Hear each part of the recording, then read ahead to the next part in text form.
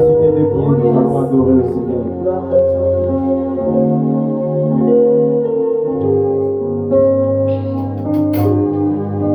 Vas-y, prends une position de quelqu'un qui sourit et qui a besoin de quelque chose. Prends la position de celui-là qui a besoin de force. Prends la position de celui-là qui a besoin de soutien. Lorsqu'un enfant va vers sa mère, il adopte une attitude pour recevoir de sa mère. Alors sois comme ça devant ton père, comme cet enfant qui a besoin de force, qui a besoin de soutien, qui demande papa, qui demande maman, maman, j'ai besoin de quelque chose. Et viens m'aider, viens me soutenir. Alors connecte-toi à sa présence. Il fait quelque chose de formidable ce soir. Merci Jésus.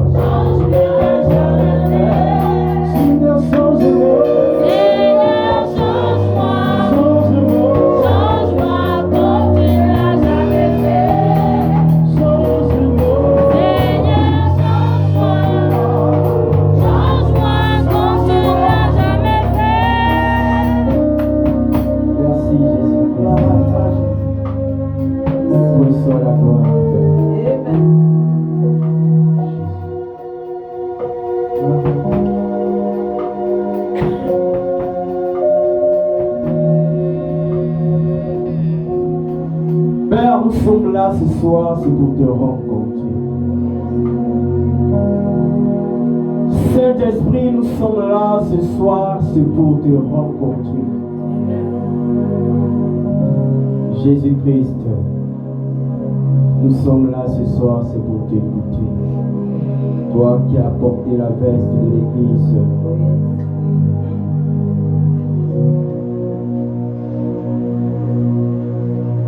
Parle à ton peuple, Esprit de Dieu. Saint-Esprit, parle à ton Église qui a besoin de ta parole.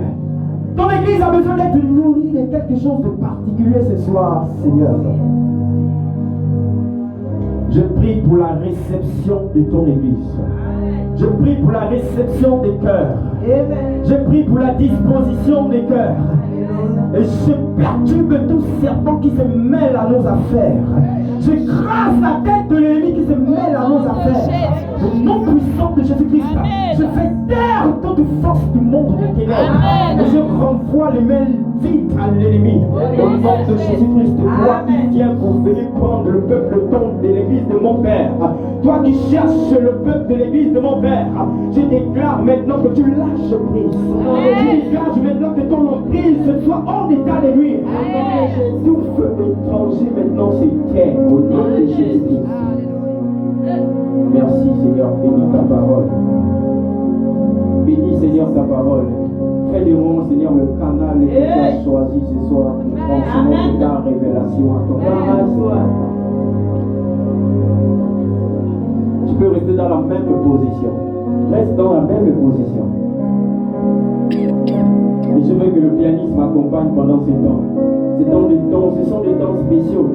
Nous n'allons pas crier aujourd'hui, mais nous allons supplier le Seigneur. Faire taire le feu étranger par les exigences de la présence de Dieu. Faire taire le feu étranger par les exigences de la présence de Dieu. Tel est le message que le Seigneur veut donner à son peuple ce soir. Je répète. Faire taire le feu étranger par les exigences de la présence de Dieu. Tu vas prendre ta Bible dans le livre des Exode, chapitre 3, versets 1 à 7. Reste branché, ne sois pas distrait. Regarde seulement ta Bible. Exode, chapitre 3, versets 1 à 7. Je répète, notre thème intitule ce soir « Faire taire le feu étranger par la présence de Dieu ». Par les exigences de la présence de Dieu. Nous sommes à la page. Alors la Bible déclare, Moïse faisait paître le troupeau de Jethro, son beau-père, sacrificateur de Madian. Et il mena le troupeau derrière le désert et vint à la montagne de Dieu à Horeb.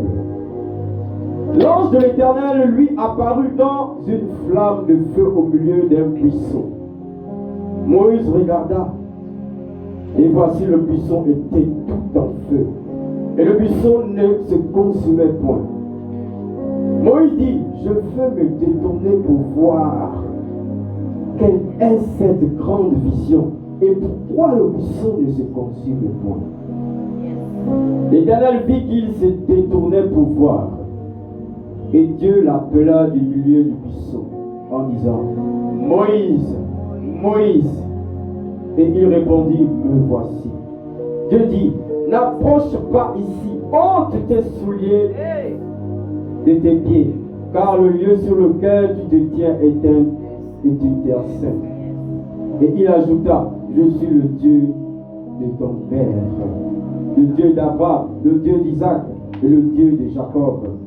Moïse cacha le visage car il craignait le regard de Dieu. Tu peux prendre ta place tout en restant connecté. Tu peux prendre ta place tout en restant connecté. Ne te distrais pas.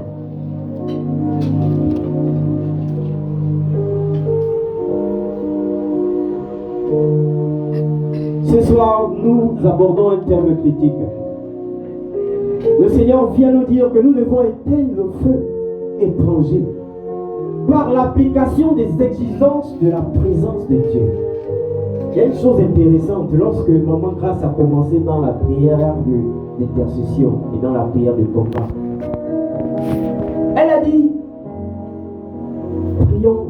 ce sujet. Disons, Seigneur, change-moi. Et j'ai compris en fait que c'était la confirmation du message que le Seigneur m'avait donné. Pourquoi? Parce que le Seigneur parle tantôt d'une manière, tantôt d'une autre. Il se révèle à plusieurs personnes, mais de différentes manières. Elle a dit, Maman Grâce a dit, change mon cœur. Et elle a aussi dit, prions pour l'Église, que toutes les forces qui se lèvent contre l'Église de Dieu soient anathèmes. C'est ce feu étranger qui vient au milieu de l'Église. C'est ce feu étranger qui vient perturber l'expansion de l'œuvre de l'Église.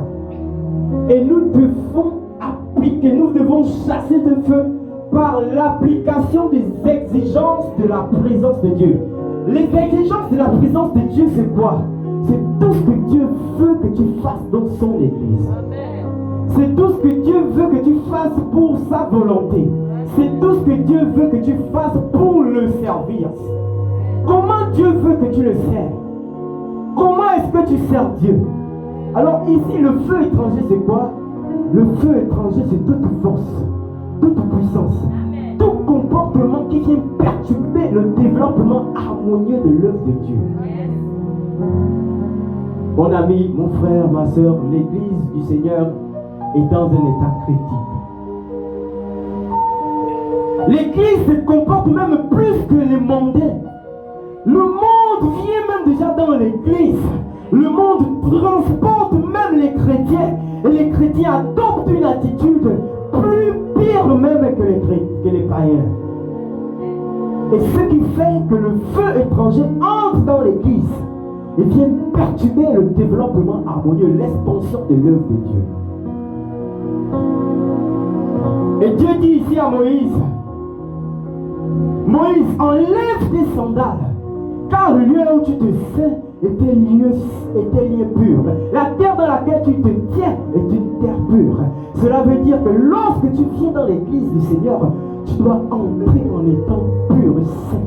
Pourquoi? Parce que si tu n'entres pas pur et saint, tu vas apporter un feu étranger. Et c'est ce feu étranger qui va perturber la gloire de Dieu dans l'église. La preuve, regardez les bancs. Le culte de mercredi commence quand? À quelle heure? À 18h.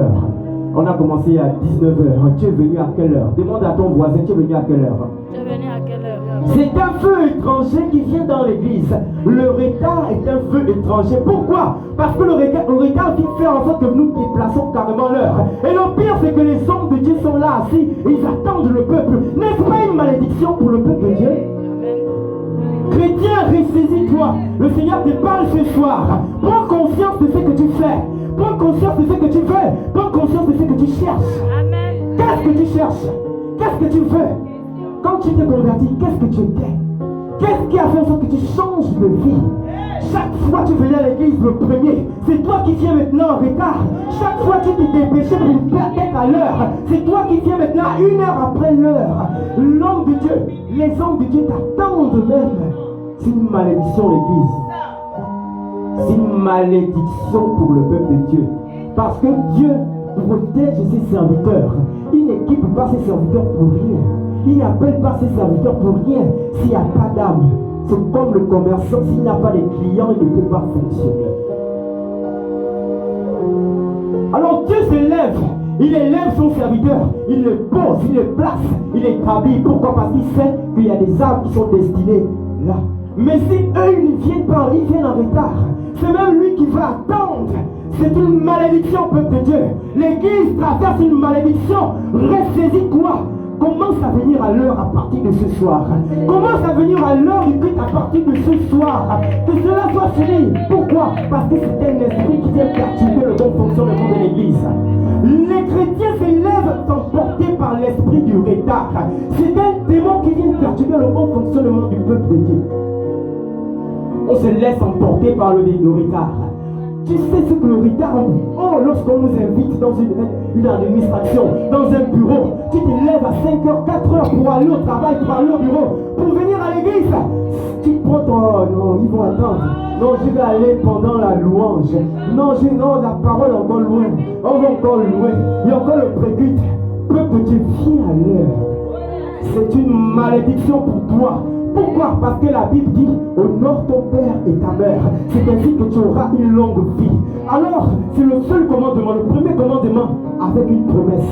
C'est ainsi que tu vivras longtemps. Alors, si tu honores ton père ici présent, nos pères ici présents, rien qu'en venant tôt. Pourquoi? Parce que c'est un injure même. Lorsque quelqu'un te donne un rendez-vous et toi tu viens en retard, lorsque le président ou le chef de ton bureau, il vient, il te dit viens, je veux avoir un entretien avec toi, mais ton chef, il est là avant toi. Qu'est-ce que tu vas dire? Peuple de Dieu. Qu'est-ce que tu vas dire, peuple de Dieu?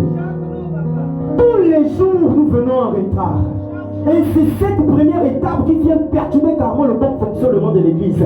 Pourquoi? Parce que c'est toi qui dois entrer à la maison. Après, tu dois aller faire le ménage. Tu dois aller nourrir la famille. Tu dois aussi prier pour l'église. Mais si tu viens à l'église, on doit sortir à 20h, on sort à 21h parce que tu es venu en retard, 1 heure de décalage. Ce qui fait en sorte que non seulement toi qui es dans l'intercession, tu vas plus avoir la force de prier. Et tu vas plus avoir la force de bien harmoniser ton foyer. Et c'est un péché. Donc, vous voyez que les problèmes se suivent. Pourquoi? À cause seulement de ton retard. Amen. Et le retard, c'est un feu étranger. Moïse était là. Il était en train de pète le troupeau. Mais le troupeau l'empêchait de pouvoir être dans la connexion avec son Dieu. Mais c'est même Dieu. Écoutez, les films qu'on suit là, Moïse partait tout le temps voir Dieu. Il partait tout le temps à la montagne. Il avait l'histoire, mais il n'avait pas la révélation. Donc chaque fois il partait pète de troupeau au mont et au rêve. Mais Dieu ne pouvait pas l'apparaître. Pourquoi? Parce qu'il était distrait. Parce qu'il avait les troupeaux à paître au lieu d'être dans la présence de Dieu. C'est ainsi que toi, au lieu de venir à l'église à l'heure, toi tu es d'abord à la maison, tu es d'abord au travail. Tu es dans tes occupations. Et tu rates carrément le bonheur. Tu rates carrément ce que Dieu a préparé pour toi. Dieu a dit qu'il vient déposer quelque chose pour ta vie à une heure précise. C'est à 18h pile 00. Toi tu viens à 19h pile. Tu as raté. Et quand tu viens, tu dis que c'est la routine. Je viens à l'église, rien ne se passe. Je viens à l'église, rien ne se passe. Mais revois ta vie. Qu'est-ce qui se passe? Le retard peut enchaîner seulement le manque de ta bénédiction. Tu peux rater tout à cause du retard. C'était un exemple parmi plusieurs. Alors Moïse était là, il était distrait. Nous sommes distraits, peuple de Dieu. Nous sommes occupés par-ci, par-là, à nos occupations respectives, dans nos activités, le travail, nous cherchons l'argent, nous cherchons les relations, nous avons des responsabilités par-ci, par-là, mais nous oublions qui? Celui qui nous donne le travail. Nous oublions qui? Celui qui nous donne les responsabilités. Nous oublions qui? Celui qui nous donne le bonheur. Alléluia! Peuple de Dieu, ce soir, il faudrait que tu entres réellement dans ton cœur. Nous n'allons pas chasser les démons ce soir, mais nous allons demander, Seigneur, pardonne-nous, parce que nous avons péché. Le feu étranger entre dans l'église. Pourquoi? Parce que l'église est distraite. Et nous venons à l'église avec ce feu étranger. Et ce qui fait en sorte qu'il n'y a pas l'harmonie dans l'église. Vous voyez comment on cherche, on force même la présence de Dieu.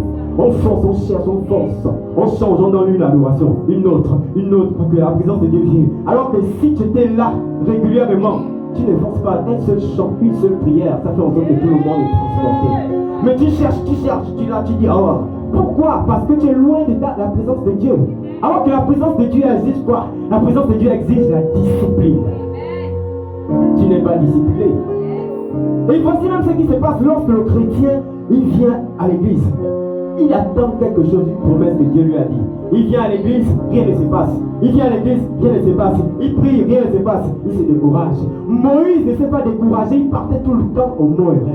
Et c'est dans sa routine qu'il a eu la révélation. Ça veut dire quoi? Continuer à prier. Lorsque tu vas faire que venir à l'église, prier à la maison, respecter les horreurs que tu as avec Dieu, c'est là que Dieu va décider un jour de te bénir.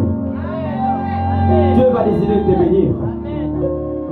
Peuple de Dieu, alors enlevons nos chaussures, enlevons nos sandales et laissons ça dehors. Dans l'église se trouvent déjà les disputes. Dans l'église se trouvent déjà les jalousies. Dans l'église se trouvent déjà les discordes. Dans l'église se trouvent déjà les critiques. Pourquoi? C'est vrai vrai que l'église est l'endroit qui recueille le plus de rebelles dans le monde. Mais l'église est capable de changer les gens. L'église est capable de transformer le monde. Mais pourquoi tu n'es pas transformé? Parce que le vendredi, lorsqu'on enseigne, tu n'es pas là. Les bancs sont vides. La parole de Dieu a la capacité de changer ta vie. Mais lorsqu'il s'agit de la parole, tu es où? Lorsqu'il s'agit de venir écouter, être enseigné, on te donne un enseignement. Il y a des gens qui vont payer ça, vous savez. Mais toi, Dieu te dit que tu viens à l'église le vendredi, tu es enseigné gratuit. Tu découvres les mystères de Dieu. Et il te dit de faire ça, de ne pas faire ça dans ses enseignements. Mais tu n'es pas là. Comment un peuple va grandir si le peuple ne coûte rien? La foi vient de ce qu'on entend, et ce qu'on entend vient de la parole de Dieu. Et la foi a la capacité de transformer les vies et les comportements. Pourquoi? Parce que la parole dit, vous connaîtrez la vérité vous affranchira. C'est quoi la vérité? C'est la parole de Dieu. Si tu n'écoutes pas ça, comment tu vas être affranchi? Ce qui fait en sorte que lorsque ton frère te donne une parole bizarre, automatiquement tu vas répondre comme l'ennemi. Automatiquement tu vas répondre comme le païen. Pourquoi? Parce que tu n'es pas affranchi. Tu n'es pas affranchi, pourquoi? Parce que tu n'écoutes pas la parole de Dieu. Écoute, viens écouter la parole de Dieu. Je t'invite ici vendredi. Viens écouter l'enseignement de Dieu. C'est important pour le bon fonctionnement de ton esprit. C'est important pour le bon fonctionnement de ton comportement face aux chrétiens, face aux païens aussi. Le païen va dire, mais lui, il est chrétien. Et regarde comment il me répond. Le païen vient t'insulter, tu réponds au païen. Tu lui rends même un chrétien qui est censé être enseigné. Et le monde va dire quoi? Que les pasteurs, ils mangent l'argent des dîmes, ils ne font rien.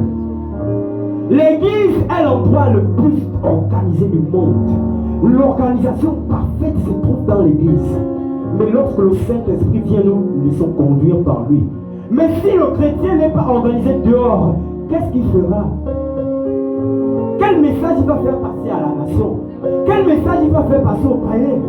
Qu'est-ce qui va faire en sorte que l'autre soit attiré sans parler? Rien qu'à cause de ton comportement, quand on regarde dans son vie, lui, il a Dieu, je le suis.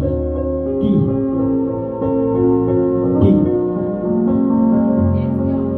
Peuple de Dieu. Entre au plus profond de toi. Entre au plus profond de ton être. Le Seigneur nous attend un jour là-haut.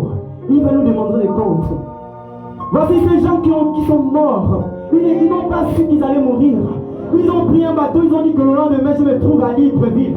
Le lendemain je me trouve à Port-Gentil. Le lendemain je me trouve à Franceville. Tu as pris un véhicule de là à là, je vais à la maison. Mais qui sait qu'après ce culte, quelque chose va se passer contre la route.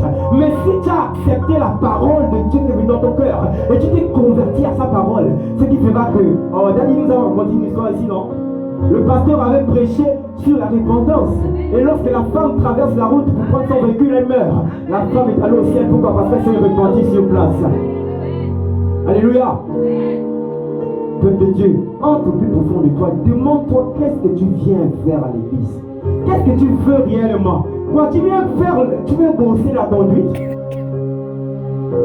Tu viens bosser dans la conduite? Tu viens bosser le nombre? Jusqu'à ce que même dans les départements des églises, il y a déjà la discorde, il y a déjà la séparation, il y a déjà les calomnies. Les discours vains qui tuent le temps. Dans l'église, et c'est ce qui vient faire en sorte que il n'y a plus la gloire de Dieu, il n'y a plus les miracles, il n'y a plus de délivrance, il n'y a plus de bénédiction, il n'y a plus de grâce. Pourquoi? Parce que Dieu ne se mélange pas avec la saleté. Peuple de Dieu, entre au plus profond de toi. Entre au plus profond de toi. Et pose-toi la question. Que pourquoi le Seigneur m'a appelé? Pourquoi je me suis converti? Pourquoi je suis assis là ce soir? Pose-toi, tu t'es là posé la question, mais pourquoi je m'habille chaque dimanche matin pour aller à l'église? Pourquoi je me lève pour aller à l'église? Pourquoi ce soir je suis là? Pourquoi même je porte cette veste, cette belle chemise pour venir me déplacer pour aller là-bas? C'est quoi? C'est pour perdre le temps? Quoi? C'est pour passer le temps? C'est pour dire que non, je m'en vais passer mon temps. En restant le même, la même personne.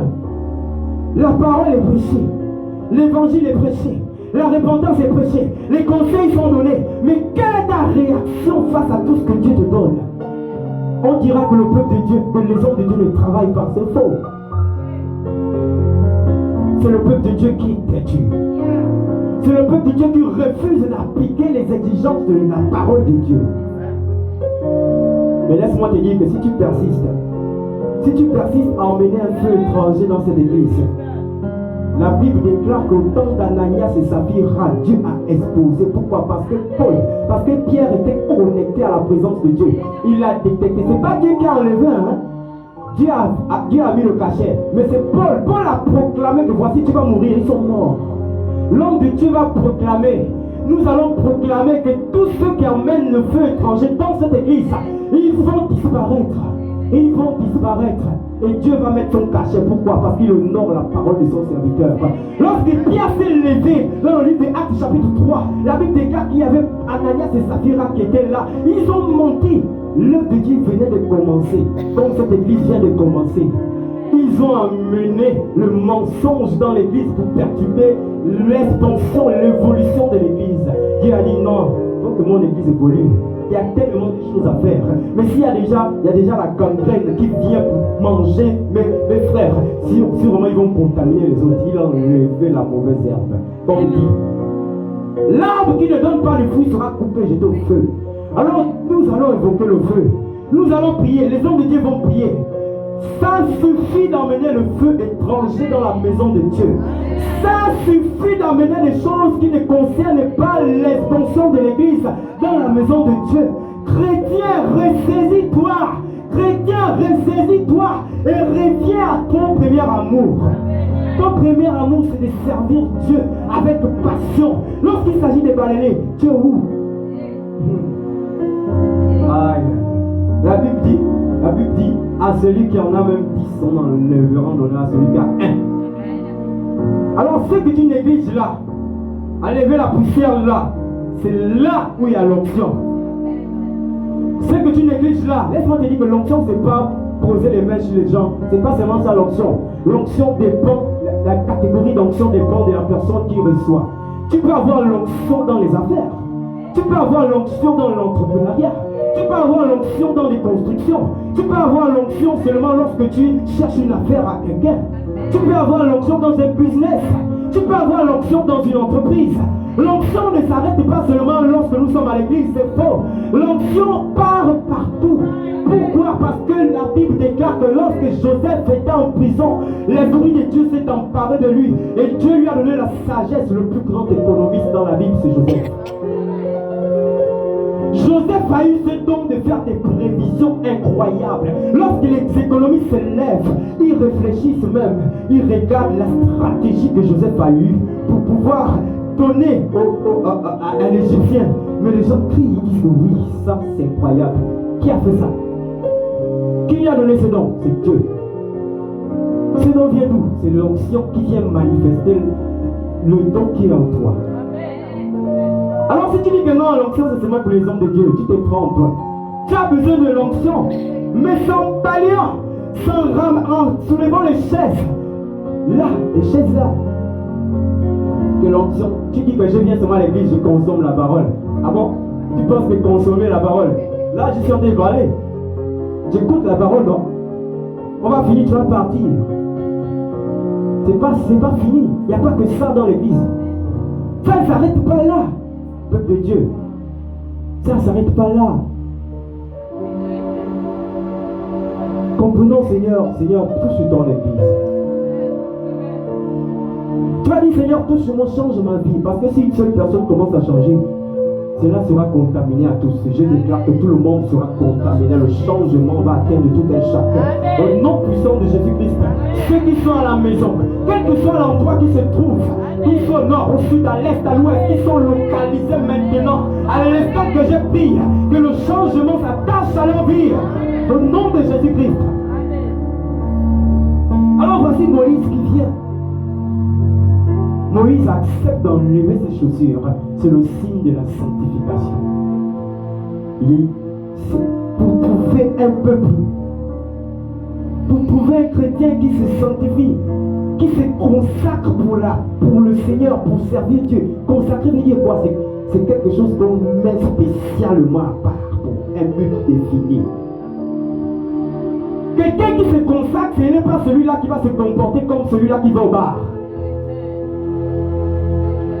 Quelqu'un qui se consacre n'est pas celui-là qui va se comporter comme celui-là qui pose des actes bizarres qui ne coïncident pas à la présence de Dieu, qui ne vont pas qui font à l'encontre, de la parole de Dieu.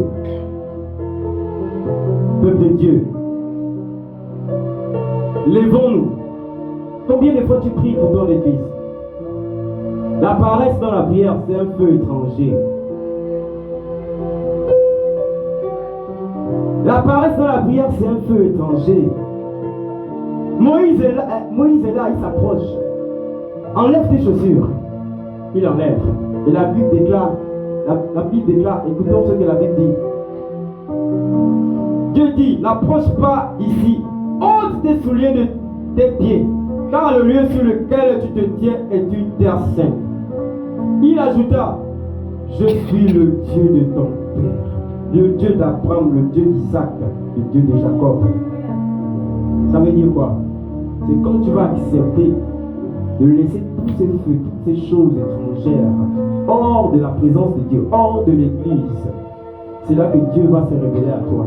Tu es en train de dire que je viens à l'église, je prie, je fais telle chose, mais le Seigneur ne m'exauce pas. C'est une routine, ce qui fait en fait que tu négliges même toutes choses qui concernent l'église. On aura réunion à tel, je viens après 1 heure, 2 heures. On aura ça, tellement tu es découragé. Mais pourquoi tu es découragé? Parce qu'il y a encore quelque chose que tu traînes. Il y a quelque chose que tu viens encore mélanger. Et ce qui fait que Dieu ne peut pas se révéler à toi. Pourquoi? Parce que c'est lorsque Moïse a accepté d'enlever ses chaussures. C'est lorsque Moïse a accepté la consécration. C'est lorsque Moïse a accepté de se mettre à part que Dieu a décidé de se révéler à lui. Dieu a donné à Moïse la révélation du buisson Adam. Le buisson Adam représente quoi? Le feu, la présence de Dieu. C'est en t'approchant de la présence de Dieu que tu vas rencontrer Dieu et qu'il va te changer. Lorsqu'on adore, lorsqu'on loue, quelles sont nos attitudes même? La louange passe. La louange passe, on dit que lorsque la louange, Dieu vient parmi nous et il nous change, il nous transforme. La louange, on a été de louer le Seigneur.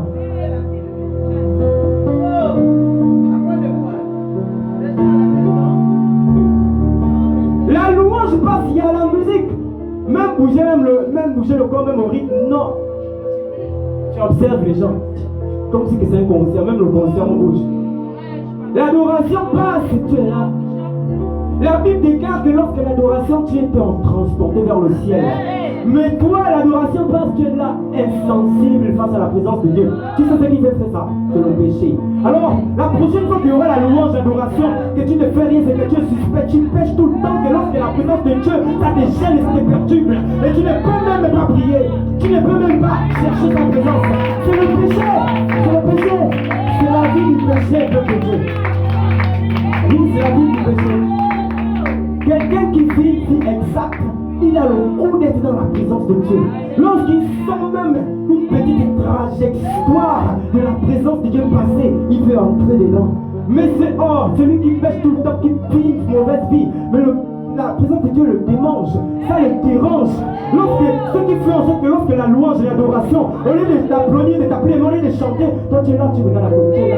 Pourquoi? Parce que tu viens faire le nombre. Pourquoi? Parce que tu viens montrer un autre visage de ce que tu n'es pas. Pour que les gens disent que tu pars à l'église. Alors que tu es un véritable païen.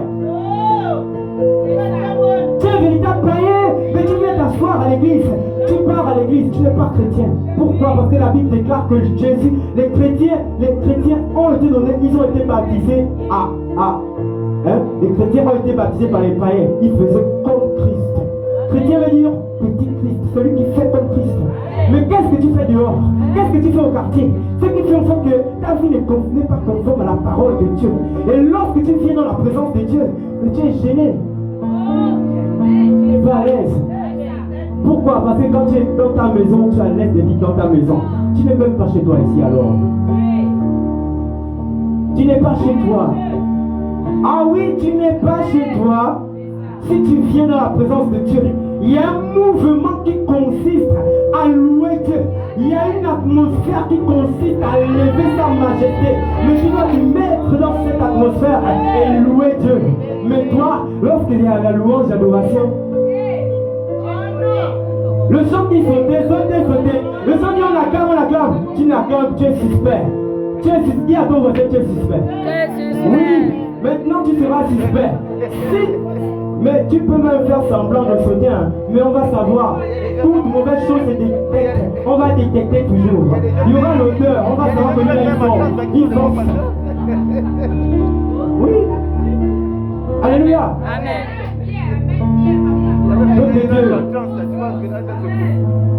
Ressaisissons-nous ce soir.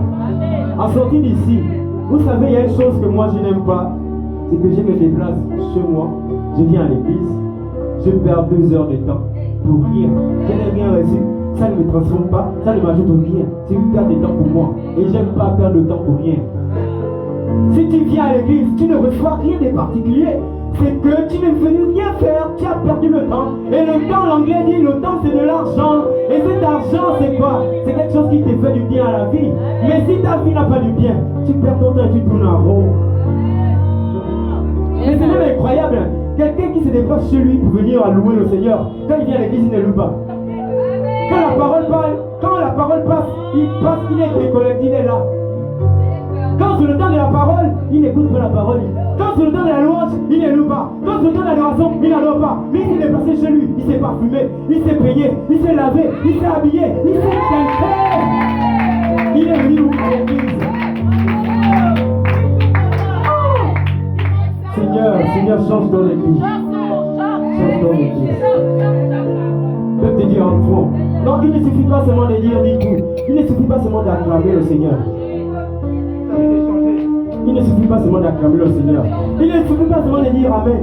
Parce qu'il y a ce style dans les églises, Amen, Amen. Quand tu dis Amen, c'est même de toi qu'il s'agit, mais tu dis Amen.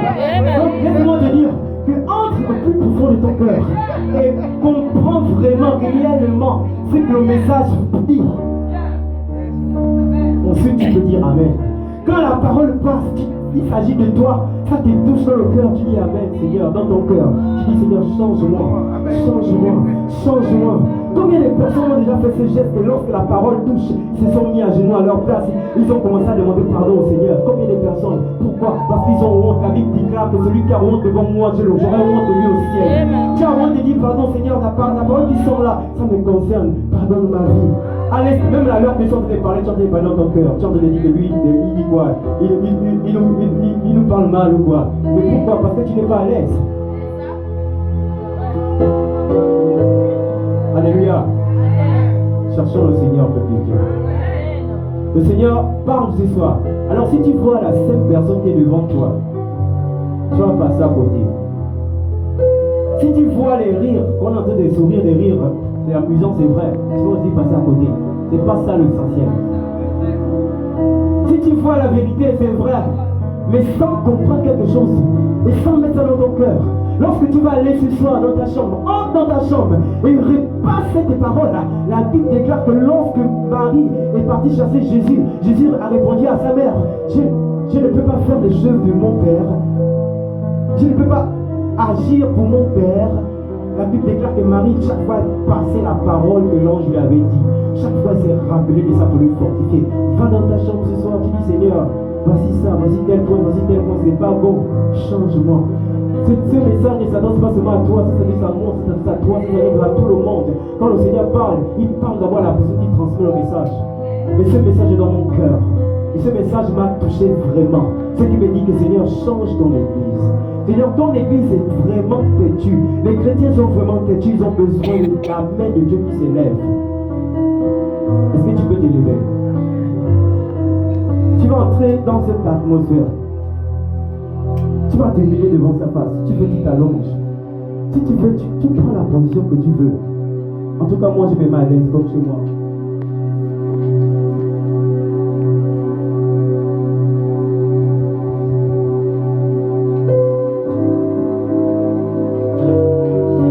Tu vas demander, Seigneur, pardonne-moi.